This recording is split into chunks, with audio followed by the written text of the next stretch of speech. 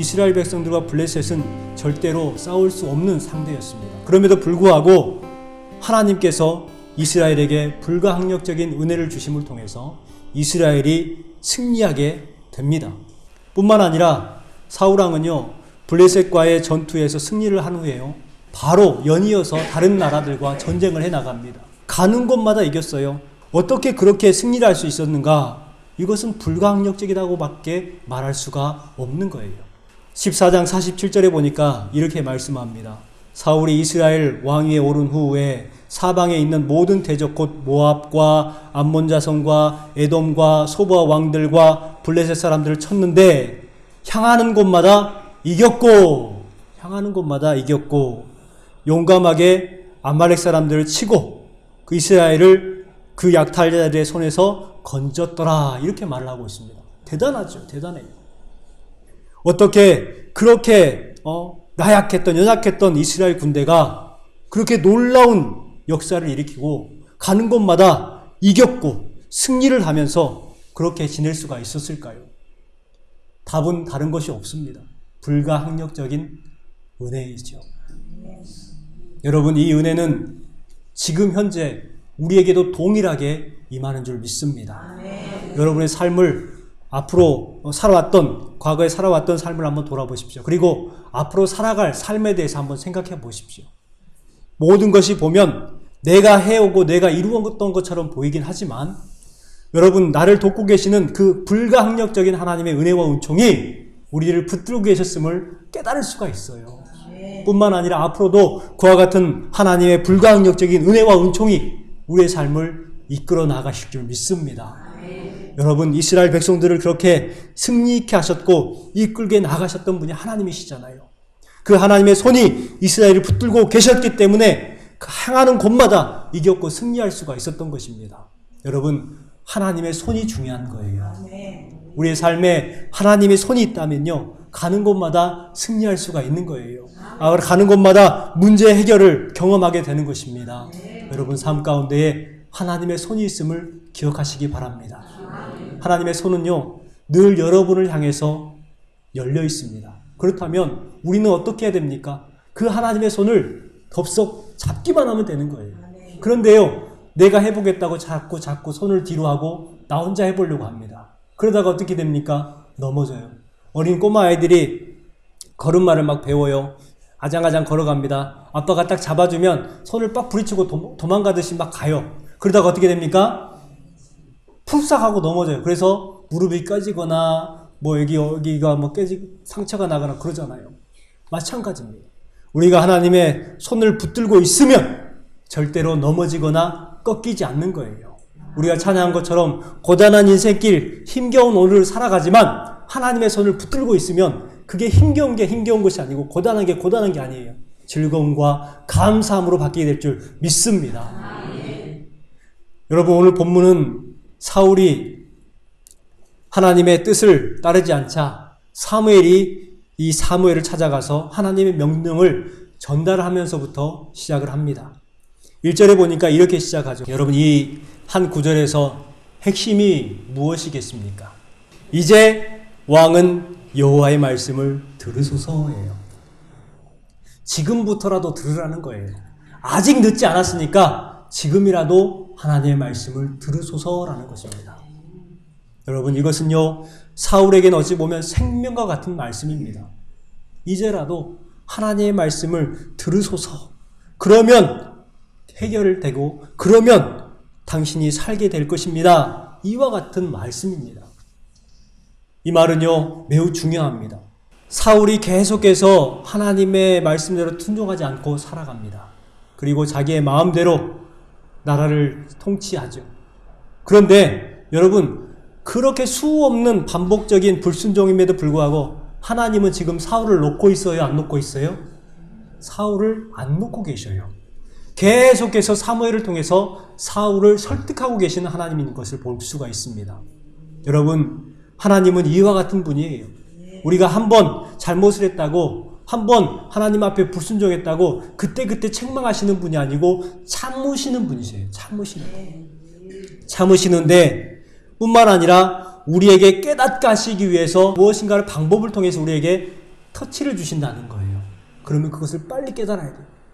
그런데 여러분, 사람이 차츰차츰 무감각하게 얘기해지게 되잖아요. 신앙생활 하다가도 처음에는 민감해서 하나님의 말씀을 즉각 민감하게 반응을 합니다. 그런데 신앙생활을 좀 오래 하다 보면 사람들이 조금 둔감돼요. 그래서 하나님께서 분명히 나에게 메시지를 주시는데 그것을 메시지로 깨닫지 못하고 그냥 지나쳐버리는 경우가 있습니다. 사울이 그러한 케이스예요. 사울에게 사무엘이 계속해서 하나님의 말씀을 전달하지만 여러분 엉뚱한 생각을 합니다. 무시하고요. 자기 중심적인 생각으로 그렇게 생활을 해버립니다. 사무엘이 신앙이 없는 게 아니었어요. 그런데 문제는 무슨 문제냐? 자기 중심적 신앙관을 가지고 그렇게 살아갔다는 것이 문제예요. 신앙은 내 중심이에요? 하나님 중심이에요? 그렇지요. 내 중심으로 향하면 그것은요, 자기 만족의 신앙인데 우리의 신앙은 어떤 신앙이 되어야 되느냐? 바로 하나님 중심의 신앙생활이 되어야 된다는 거예요. 그런데 사울은 언제부턴가 자기 중심적인 신앙생활을 하기 시작합니다. 그래서 기회주의적 신앙관을 가져요. 그럼에도 불구하고 하나님은 절대 사울을 버리지 않고 끝까지 그렇게 하나님께서는 사울을 설득하고 계시는 하나님인 것을 볼 수가 있습니다. 사무엘이요, 하나님의 뜻을 사울에게 전달을 합니다. 그 전달 내용의 핵심이 뭐냐? 이제 여호와의 말씀을 들으라. 그리고 이제 구체적으로 3절 말씀에 보면 그 말씀을 들으라는 것이 무엇이냐? 바로 지금 가서 아말렉을 쳐서 그의 모든 소유를 남기지 말고 진멸하되 남녀와 소아와 젖 먹는 아이와 우양과 낙타기와 나귀를 죽이라 하셨나이다 하니 이렇게 말을 합니다. 여러분, 사무엘이 이제 하나님께서 주시는 마지막 메시지를 사울에게 전달하고 있는 거예요. 어찌 보면 이것은 사울에게 절호의 기회입니다. 지금까지의 불순종을 해결할 수 있는 방법이요, 또 하나님의 사랑을 다시금 받을 수 있는 절호의 기회가 찾아온 거예요. 아말렉 족속은 매우 나쁜 족속입니다. 이스라엘 백성들을 가장 힘들게 했던 민족이 바로 아말렉 족속이죠. 그 이스라엘 백성들이 출애굽 후에 그때 그 힘든 과정 가운데 가장 먼저 공격했던 족속이 어느 족속인 줄 아십니까? 아말렉 족속이에요. 또 조금 있다 보면 아말렉 족속이요, 계속해서 이스라엘 백성들을요 꼭 하이에나처럼 조금씩 막 뜯어먹으려고 하는 그러한 족속이었단 말이에요. 이스라엘 백성에게도 원수처럼 보였고 뿐만 아니라 하나님께서도 원수 같은 족속이었어요. 그래서 하나님께서는 아말렉 족속의 뿌리를 아예 뽑아버리려고 작정을 하셨습니다. 그 명령을 사울에게 하신 거예요. 그래서 모든 소유를 남기지 말고 진멸하되 남녀와 소아라는 건 뭐예요? 아이들 있잖아요, 아이들. 그 다음에 젖먹이, 아주 꼬마기 애들. 그런 아이들까지 다 죽이라는 거예요. 뿐만 아니라 가축들, 우양과 낙타기와 나귀를 모든 것을 다 죽이라는 거예요. 한마디로 아말렉과의 무슨 연관이 있는 모든 것들은 다 죽여라, 이 말이었습니다. 이 말씀대로 순종하면 되는 거예요. 사울이 사무엘의 말을 듣고요, 이제 행하기 시작합니다. 그래서 군대를요, 드라임으로 모이라고 그래요. 그러니까 군인들이 모이기 시작하는데 보병이 몇 명이 모였다고 그랬어요? 20만 명이 모였다고 그랬어요. 그리고 유다 사람은 또 몇 명이 모였습니까? 10,000명이 모였다고 그러죠. 총 몇 명입니까? 21만 명이 모였죠. 엄청난 대군이 모인 거예요. 아말렉은 그야말로 족속입니다. 많은 백성들이 아니에요. 그러니까 아마 21만 명 정도 되면은 아마 그들을 쳐서 멸할 수 있을 정도의 힘이 있는 그러한 군사력이죠. 뿐만 아니라 지금 현재 이스라엘 군대들은요, 무장이 되어 있는 상태예요. 전에 블레셋과의 싸울 때는 괭이나 낫이나 뭐 그런 것들을 들고 싸웠지만 이제 그 노획물을 통해서 자신들도 무장을 했습니다. 그래서 어느 정도 군사력이 있단 말이에요. 그리고 이제 나아가서 아말렉 성을 진을 치고 공격을 하기 시작합니다. 대승을 하게 됐어요. 그 승리를 통해서 사울은 하나님의 뜻을 행하는 것처럼 보였습니다. 아니, 행했죠.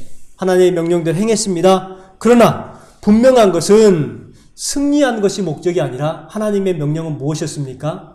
그들을 멸하라는 거였어요. 완전히 멸해버려라, 이 말이었는데 사울이 어떻게 한 줄 아십니까? 여기에서 사울의 신앙관이 나오는 거예요. 자기 중심적 신앙관. 자기 뜻대로. 그렇게 하나님의 뜻을 따르는 것처럼 하면서도 자기의 뜻을 그 안에 포함을 시키는 신앙. 그 신앙을 자기 중심적 신앙이라고 말을 하는데요. 사울이 지금 현재 그와 같은 생각을 합니다. 사울이 어떻게 했습니까? 아말렉을 진멸했습니까? 아니지요. 아말렉의 왕이었던 아각 왕을 포로로 잡아옵니다. 그리고 그가 가지고 있었던 좋은 것들, 양과 소, 가장 좋은 기름진 것들, 어린 양들, 이런 것들을 가지고 옵니다. 그리고 하찮은 것들, 자기가 볼 때는 별 볼 일 없는 것 같은 그런 것들을 다 진멸하고 가치 없는 것들은 다 죽이죠. 여기에서 우리는 한 가지 생각해 봐야 될 문제가 있습니다. 그것이 무엇이냐면요. 아까는 자기 중심적 신앙관을 버려야 된다고 말씀을 드렸고, 두 번째는 무엇이냐면 신앙은 수단이 될 수 없다는 것입니다. 여러분, 신앙은 수단이 될 수 있어요, 없어요? 신앙은 수단이 되면 안 되는 거예요. 신앙은 신앙 자체여야 되는 거예요. 그런데 사울은 지금 어떻게 신앙생활을 하고 있냐면, 사울의 신앙은요, 신앙을 갖다가 수단처럼 여기는 그러한 신앙관을 가지고 있습니다. 매우 나쁜 것이죠. 승리를 하게 하는 수단, 또 성공을 하게 하는 수단, 무엇인가 얻고 이루기 위한 수단으로 신앙생활을 한다는 것, 이것은 매우 나쁜 신앙관입니다. 그렇죠? 그런데 우리의 신앙관 안에도 이와 같은 쓴뿌리들이 조금씩 숨어 있어요. 신앙은 절대로 수단이 될 수가 없어요. 여러분, 어떻게 하나님을 수단으로, 방법으로 택합니까? 여러분, 신앙은요, 하나님을 온전히 믿는 거예요. 따르는 거예요. 이것 외에는 다른 것은 없는 거예요. 여러분, 언제부턴가 우리 한국에 있는 교회들이 이와 같이 수단으로 신앙생활하는 사람들이 많아졌습니다. 그래서 신앙의 세속화가 심하게 되었고요. 교회가 또한 세속화가 됩니다. 종교가 어떻게 돼요? 상업화가 되는 거예요. 이것은 매우 위험한 일입니다. 신앙이 수단이 되어가고 있는 것, 이것은 매우 우리가 걱정하고, 혹시 우리는 그러한 신앙생활을 하고 있지 않는가, 그러한 것들을 돌아보면서 그러한 악한 것들을 제거해 나가는 것, 순수한 신앙관, 이것이 우리에게 필요할 때인 것을 우리는 보게 됩니다. 여러분, 오늘 주신 말씀에, 하나님의 말씀에 순종하지 않고 모든 영광을 자기에게 돌리는 사울의 모습을 볼 수가 있어요. 사울의 세속화입니다. 사울은요, 극심한 세속화에 지금 신앙관의 상태에 있는 거예요. 도구화된 신앙이 얼마나 심각한 결과를 초래하는지 오늘 11절 말씀을 통해서 잘 알 수가 있습니다.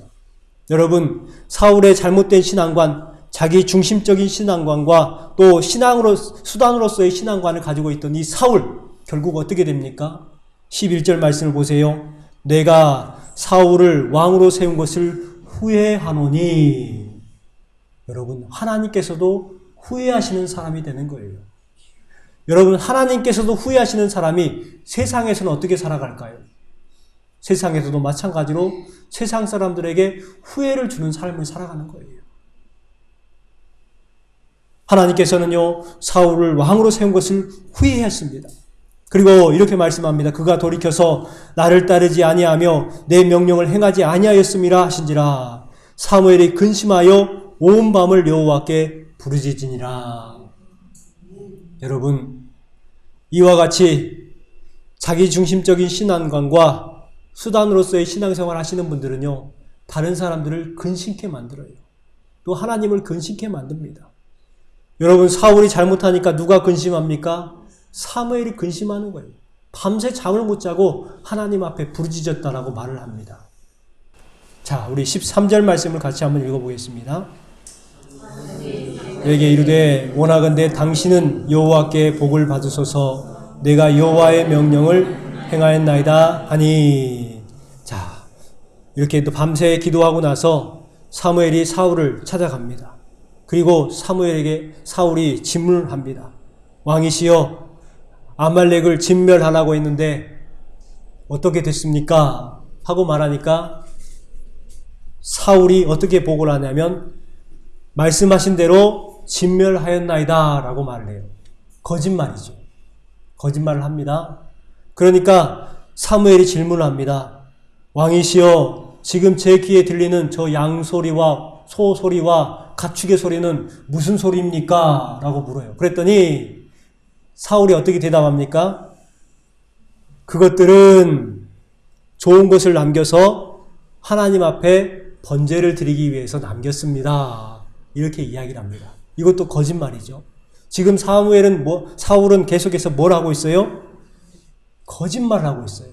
뿐만 아니라 자신을 속이고 사울을 속이고 하나님을 속이려고 하고 있어요. 죄지요. 죄를 짓고 있단 말이에요. 사무엘이 사울에게 왔습니다. 그러니까 사울이 뭐라고 해요? 13절의 말씀에 당신은 여호와께 복을 받으소서, 내가 여호와의 명령을 행하였나이다, 이렇게 말하는 거예요. 사무엘에게 여호와께 복을 받으소서 이렇게 말을 하고, 내가 여호와의 명령을 행하였나이다. 명령대로 행했습니까? 안 행했습니까? 안 행했죠. 거짓말이죠. 지금 사울이 뭐 하고 있습니까? 핑계를 대고 있죠. 백성들이 원해서 하나님 앞에 제사를 드리기 위해서 좋은 것을 남겨왔습니다 라고 말을 합니다. 여러분, 이것이 지금 사실인지는 정확하진 않지만 분명 사울의 마음 가운데는 하나님 앞에 번제를 드리기 위한 목적으로 이것들을 남긴 것이 아니라는 것을 우리는 알 수가 있지요. 왜 알 수가 있느냐? 한 가지 단어에서 알 수가 있습니다. 여러분, 15절과 21절 말씀을 읽으면서 뭔가 이상한 거 느끼지 않으셨어요? 반복되고 있는 단어가 있죠. 그렇죠. 당신의 하나님이라고 그래요. 당신의 하나님. 나의 하나님, 우리의 하나님이 아니라 누구의 하나님? 당신의 하나님이라는 거예요. 사울은 지금 하나님을 나의 하나님으로 여기는 것이 아니라, 우리의 하나님으로 여기는 것이 아니라 사무엘 당신이 섬기는 하나님한테 제사를 드리려고 라고 말합니다. 이것은 잘못된 것이죠. 사울은 지금 엄청난 착각을 하고 있는 거예요. 이것은 무서운 것입니다.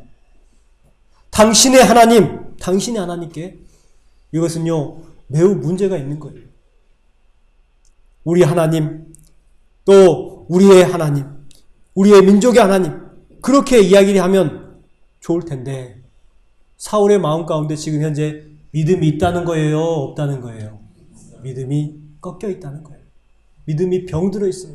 믿음이 썩어 있어요. 그럼을 통해서 나의 하나님으로 영접하지 못하고 당신의 하나님, 꼭 아부하는 것처럼 보입니다. 여러분, 이것은 사울의 큰 실수죠. 그것도 2번이나 반복되고 있잖아요. 곧 신앙이 병들 대로 병들어 있음을 볼 수가 있고, 사울은 믿음을 상실해버린 상태예요. 기회를 수없이 주고 있음에도 불구하고 회개하지 않습니다. 여러분, 뉘우쳐야 될 거 아니에요. 사무엘이 왜 모르겠어요? 너의 마음을 왜 모르겠어요? 다 안단 말이에요. 그러니까 빨리 엎드려서 자복하고 회개하여 엎드려야 될 텐데, 엎드리려고 하는 마음이 하나도 없고 계속해서 뭐하고 있습니까? 핑계를 대고 있어요. 여러분, 17절 말씀을 같이 한번 읽어보겠습니다. 17절 말씀입니다. 사무엘이 이르되 왕이 스스로 작게 여길 그때에 이스라엘 지파의 머리가 되지 아니하셨나이까? 여호와께서 왕에게 기름을 부어 이스라엘 왕을 삼으시고. 여러분, 지금 현재 17절 말씀에 사무엘이 사울에게 부탁을 합니다. 뭐라고 부탁을 하냐면 돌아보라는 거예요. 당신의 과거를 한번 돌아보세요. 스스로 작게 여길 그때에 그 왕으로 제비 뽑았을 때에 당신 두려워서 그 짐들 사이에 숨어가지고 겁쟁이처럼 있었지 않았습니까? 그때에 그렇게 작게 자기 자신을 겸손했을 때는 하나님의 영이 임했지 않습니까? 그럼을 통해서 놀라운 역사를 일으켰습니다. 그런데 지금 당신은 어떤 모습입니까? 지금 현재요, 자신의 모습을 돌아보게 합니다. 스스로 작게 여길 그때에 이스라엘 지파의 머리가 되게 하셨지 않습니까? 여호와께서 왕에게 기름을 부어 이스라엘의 왕으로 삼으셨습니다. 언제요? 스스로 작게 여길 그때에. 이것을 한 단어로 말하면 무엇이겠습니까? 겸손했을 때라는 거예요. 그런데 사울 지금 상태는 어떻습니까? 사울이 지금 교만한 상태입니다. 여러분, 우리도 마찬가지입니다. 우리도 스스로 작게 여길 때에 하나님의 쓰임을 받게 되는 거예요. 내가 하나님 앞에 보잘것 없고 또 사람들 앞에 내세울 거 없고 부족한 것을 아는 삶. 그래서 하나님 앞에 겸손하고 사람들 앞에 겸손한 삶을 살아가면요, 그 사람은 분명 쓰임을 받습니다. 그런데요, 언제부턴가 삐걱대기 시작하냐면 자기 자신이 다른 사람들보다 높아지려고 하는 마음, 그 교만한 마음이 있을 때부터 신앙이 삐걱삐걱 되더니 결국에는 그 교만 때문에 넘어지는 거예요. 여러분, 잠언 말씀에 그러잖아요. 교만은 패망의 선봉이요 넘어짐의 앞잡이니라 라고 하겠어요. 분명히 교만은 무서운 겁니다. 영적인 병이죠. 그렇기 때문에 우리는요, 스스로 작게 여기는 그때가 우리의 때가 되어야 될 줄 믿습니다. 여러분, 이것은요, 우리에게 매우 소중한 신앙관입니다. 하나님 앞에 겸손하고 사람들을 섬길 줄 아는 그러한 성도가 하나님께서 기뻐하시는 성도라는 거예요. 여러분, 오늘 주신 말씀을 통해서 사무엘을 통해서 주시는 말씀, 그 사울에게 주시는 말씀으로만 받지 마시고 사무엘이 하는 말씀이 우리에게 하는 말씀으로 받으셨으면 좋겠습니다. 그래서 우리가 하나님의 말씀을 들을 수 있는 청종의 귀와 순종의 귀를 열고 이 말씀을 받고 그 말씀대로 실천할 수 있는 삶을 살아가신 여러분 되시기를 주님의 이름으로 축원합니다.